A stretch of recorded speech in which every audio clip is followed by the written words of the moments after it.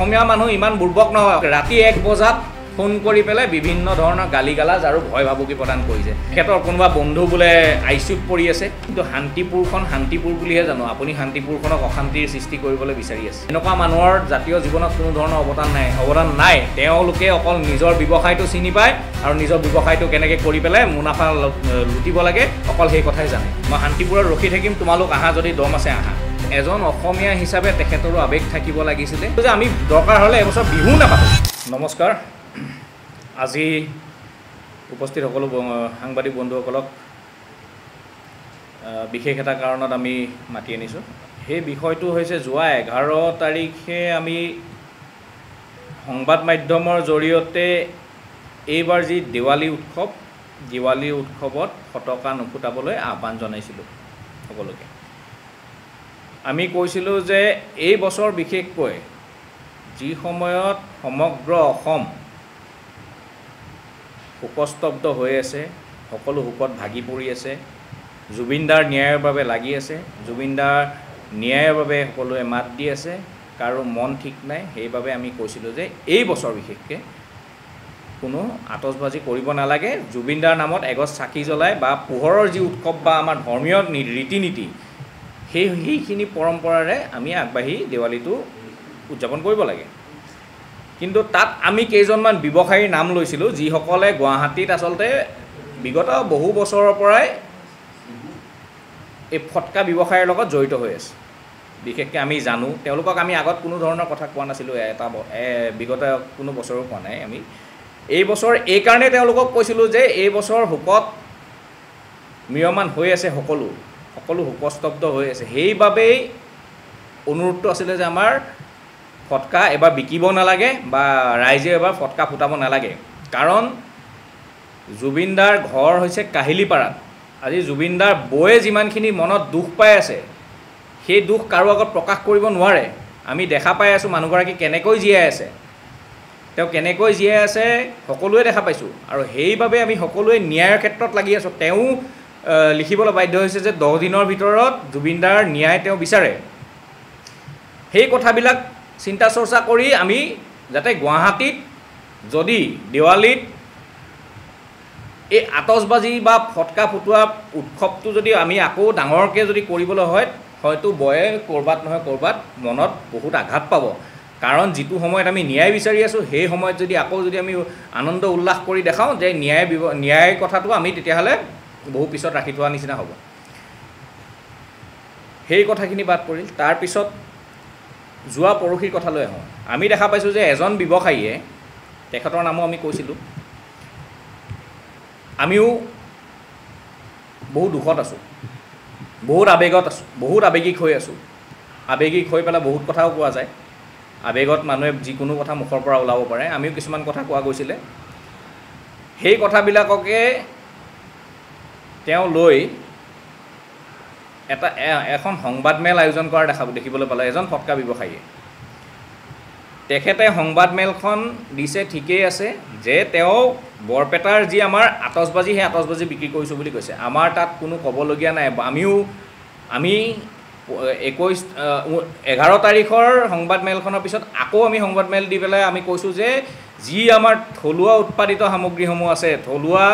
আমাৰ যি অসমত উৎপাদিত যি আমাৰ আতচবাজি আছে যি পোহৰৰ আতচবাজি যি শব্দ প্ৰদূষণ নহয় বা বায়ু প্ৰদূষণ বৰ বেছিকৈ নহয় বায়ু প্ৰদূষণটো হয় বাৰু সকলোৰ পৰা কিন্তু এই আমাৰ থলুৱা উদ্যোগটো চলিবলৈ কাৰণে আমি চাব লাগিব তাতো বহুত শ ব্যক্তি জড়িত হৈ আছে সেই কথাটো কৈছিলোঁ আমি যে সেইটো চলিব লাগে কিন্তু সেই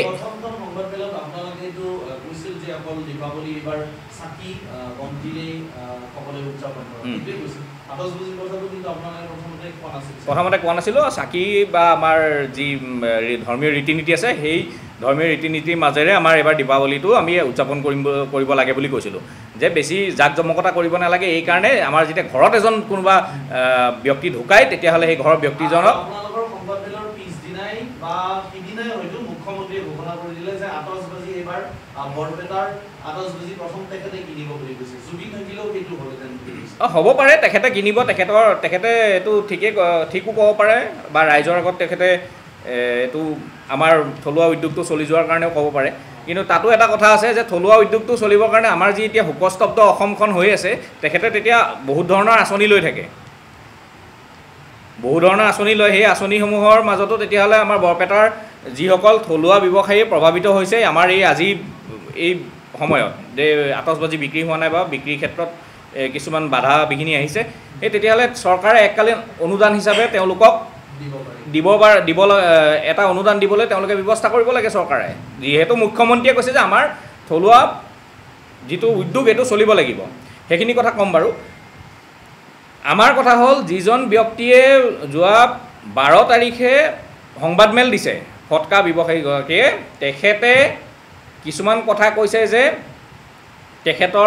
অকল তেখেতক উদ্দেশ্যি পেলাই আমাৰ সংগঠনৰ ফালৰ পৰা বক্তব্য কোৱা বুলি কৈছে কিন্তু নাই কোৱা আমি 7জন ব্যৱসায়ীৰ কথা কৈছিলোঁ 7জন ব্যৱসায়ীৰ কথা কৈ পেলাই আমি কৈছিলোঁ যে তেওঁলোকে এবাৰ বোমা বিকিব নালাগে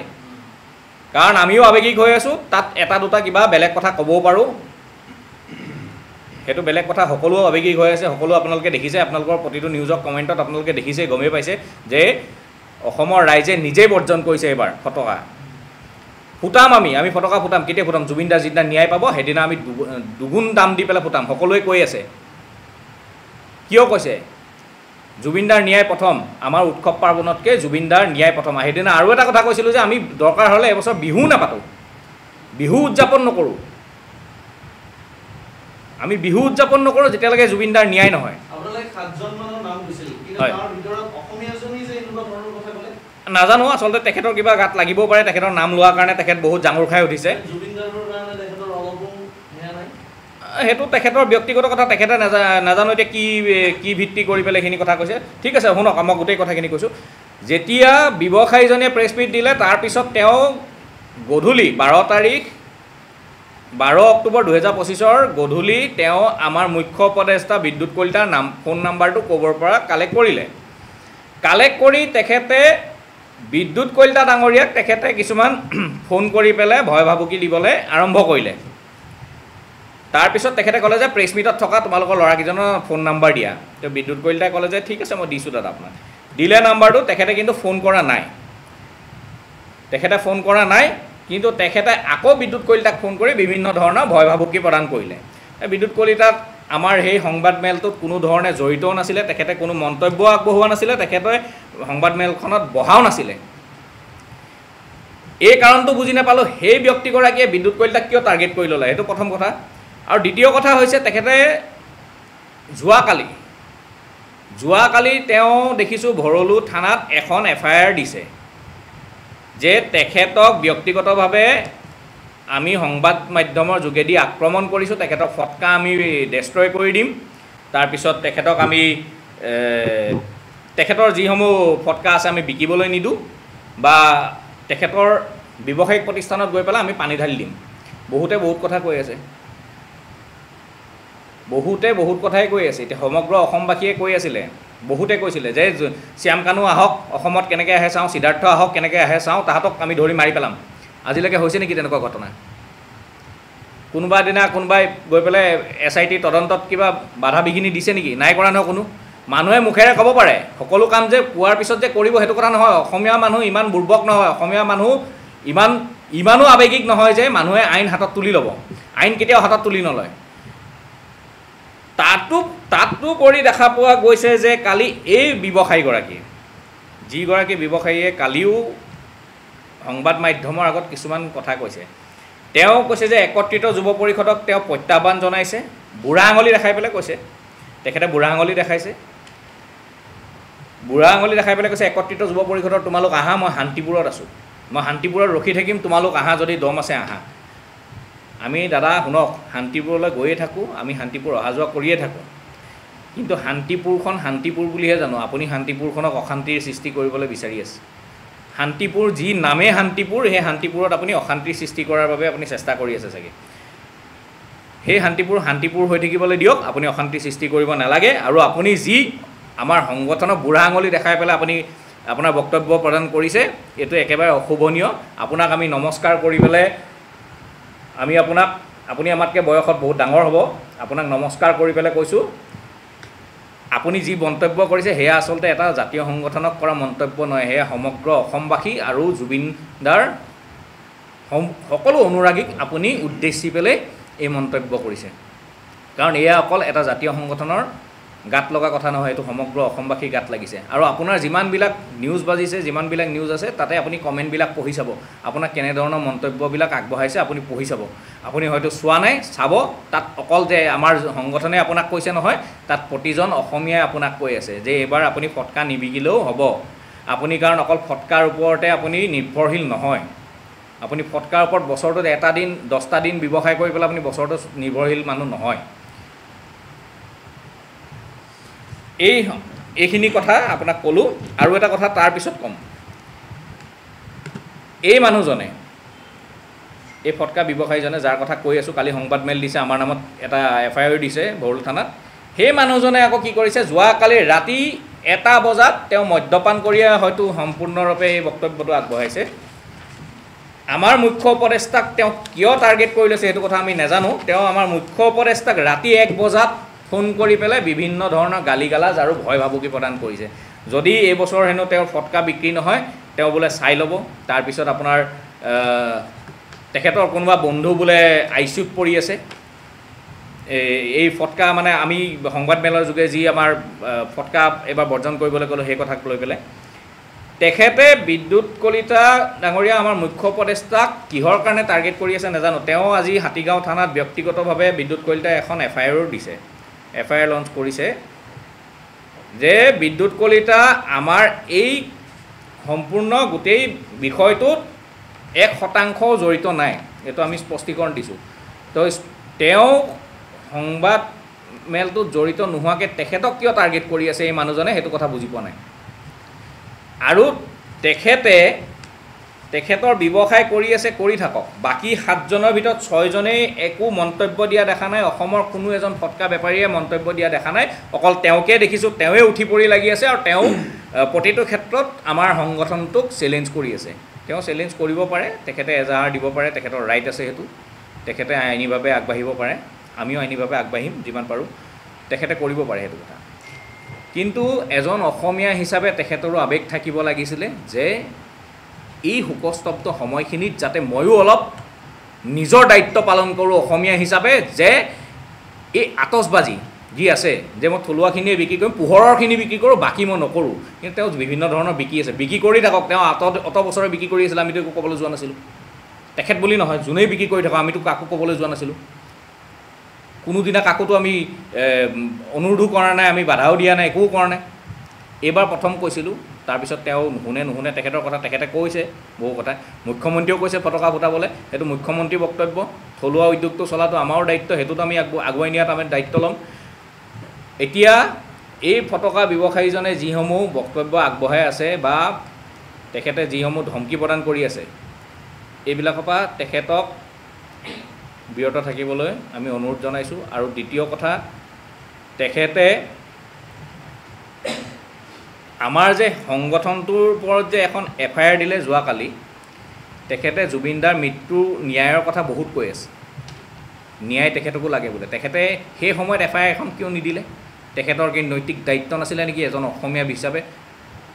তেখেতৰ নৈতিক দায়িত্ব নাই নেকি তেওঁ যে এজন অসমীয়া তেওঁকে স্বাভিমান নাছিলে নেকি তেখেতে জুবিনদাৰ কথা যে ইমান দম্ভালি মাৰি কৈ আছে তেওঁ জুবিনদাক বহুত ভাল পাইছিলে বহুতখিনি শ্ৰদ্ধা কৰিছিলে তেওঁ জুবিনদাৰ তেতিয়াহ'লে এই ন্যায়ৰ ক্ষেত্ৰত তেওঁ কিয় এখনো FIR লঞ্চ নকৰিলে তেখেতে কি অকল আমাৰ সংগঠনটোক টাৰ্গেট কৰিয়ে FIR লঞ্চ কৰিবলৈ পাৰিলে নেকি এনেকুৱা মানুহৰ জাতীয় জীৱনত কোনো ধৰণৰ অৱদান নাই তেওঁলোকে অকল নিজৰ ব্যৱসায়টো চিনি পায় আৰু নিজৰ ব্যৱসায়টো কেনেকৈ কৰি পেলাই মুনাফা লুটিব লাগে অকল সেই কথাই জানে এতিয়া আমি সমগ্ৰ অসমবাসীক এটাই আহ্বান কৰিম যে আপোনালোকে সকলো দেখি আছে সকলো ভিডিঅ' যোগে আপোনালোকে দেখি আছে সংবাদ মাধ্যমত আপোনালোকে বিবেচনা কৰক আপোনালোকেই বিবেচনা কৰি পেলাই এইবাৰ দেৱালীত আমি ভালকৈ আমি উদযাপন কৰিব লাগে নে নালাগে আমি আতচবাজি জ্বলাব লাগে নে নালাগে আপোনালোকে বিবেচনা কৰক আৰু বিশেষকৈ গুৱাহাটীত য'ত জুবিনদাৰ বৌ আছে য'ত জুবিনদাৰ সমাধি ক্ষেত্ৰ আছে য'ত জুবিনদাৰ প্ৰতিজন পৰিয়ালৰ সদস্য আছে এই তাত তেওঁলোকক দেখুৱাই আমি আতচবাজি কৰিব লাগে নে নালাগে সেয়া আপোনালোকৰ বিবেকেৰে ভাবি চাওক এতিয়া সকলো ৰাইজৰ ওপৰত ৰাইজে ৰজা ৰাইজে যি ক'ব সেয়াই হ'ব ৰাইজৰ ওপৰত এৰিছোঁ আমি কাৰণ আমি কিবা এটা ক'লেতো আমি সদায় দুখীয়ে হওঁ সংগঠনবিলাকে সদায় দুখীয়ে হয় দল সংগঠনে যেতিয়াই এটা বক্তব্য আগবঢ়ায় সদায় দুখীয়ে হয় সেইবাবে ৰাইজৰ ওপৰত এৰিছোঁ ৰাইজে ৰজা ৰাইজে গোটেই প্ৰক্ৰিয়াটোত মাত দিয়ক এবাৰ আমি বাধা দিবলৈ কি আছে আমিতো এতিয়াও কৈছোঁ আমি বৰ্জন কৰিবলৈ এতিয়াও কৈছোঁ আমি পিছপৰা তেখেতে এফআইআৰ দিলে বুলি আমি পিছ পৰি অহা নাই বিক্ৰী কৰিব পাৰে চৰকাৰে অনুমতি দিছে আমিতো আইন হাতত তুলিব নোৱাৰোঁ আমি যিখিনি অফিচিয়েলি পাৰিম সেইখিনি কাম কৰিম যদি এবাৰ যদি চেলেঞ্জ কৰে তেখেতলোকে বিকি থাকে অনাগত দিনত আমিও PIL কৰিম তেতিয়া পতাকাৰ পৰা হোৱা যি আমাৰ প্ৰদূষণৰ পৰা আদি কৰি প্ৰকৃতিৰ যি প্ৰভাৱ পৰে প্ৰকৃতিত যি আমাৰ জীৱ জন্তুৰ ওপৰত প্ৰভাৱ পৰে সেই কথা লৈ পেলাই আমিও তেতিয়াহ'লে PIL কৰিম এনে কিন্তু প্ৰতি বছৰে অসম চৰকাৰে নিজাববীয়াকৈ কয় প্ৰায় যে দিৱালীৰ আগত প্ৰদূষণৰ কাৰণে যাতে পতাকা নুফুটাই অমুক এইবাৰ কথাটো বেলেগ ধৰণৰ হৈ গৈছে সেইটো মুখ্যমন্ত্ৰীয়ে কি এই ক্ষেত্ৰত বক্তব্য আগবঢ়াইছে সেইটো নাজানো কিন্তু মুখ্যমন্ত্ৰীয়েও ক'ব লাগিছিলে যে থলুৱা যি আমাৰ উৎপাদিত সামগ্ৰীসমূহ আছে থলুৱা উৎপাদনকাৰী মানুহখিনি আছে সেই তেখেতলোকৰ প্ৰতি নজৰ ৰাখি বাহিৰৰখিনি কথা ক'বলৈ নাযাওঁ আমি শিৱাকাশীৰ পৰা আহিছে ক'ব পৰা আহিছে চাইনাৰ পৰা আহিছে এইবিলাক কথা আমি ক'বলৈ নাযাওঁ যিখিনি আমাৰ থলুৱা বৰপেটাৰ আমাৰ উদ্যোগ আছে এই বৰপেটা উদ্যোগখিনিলে এককালীন সাহায্য চৰকাৰে প্ৰদান কৰিব লাগিছিলে যে জুবিনৰ এই শোকস্তব্ধ সময় যি আমাৰ অসমৰ এই সময়ত আপোনালোকে এবাৰ ফটকা আতচবাজিখিনি বিক্ৰী কৰিব নালাগে আমি আপোনালোকক এককালীন এটা সাহায্য দিম তেতিয়া ৰাইজেও সকাহ পালে হয় চৰকাৰখনলৈও বহুতখিনি আমাৰ আস্থা থাকিলে হয় যে তেওঁলোকে বহুত ভাল কাম কৰিছে বুলি কিন্তু তেওঁলোকে এতিয়া কৈছে যে ফটকা ফুটাম নিজে ফুটাব পাৰে সেইটো নিজৰ নিজৰ ব্যক্তিগত কথা যোনে ফুটাব পাৰে যোনে নুফুটাইব এতিয়া আমি নুফুটাম মইতো আজিলৈকে সৰুৰ পৰা জীৱনত ফটকা ফুটাই পোৱা নাই মই নুফুটাওঁ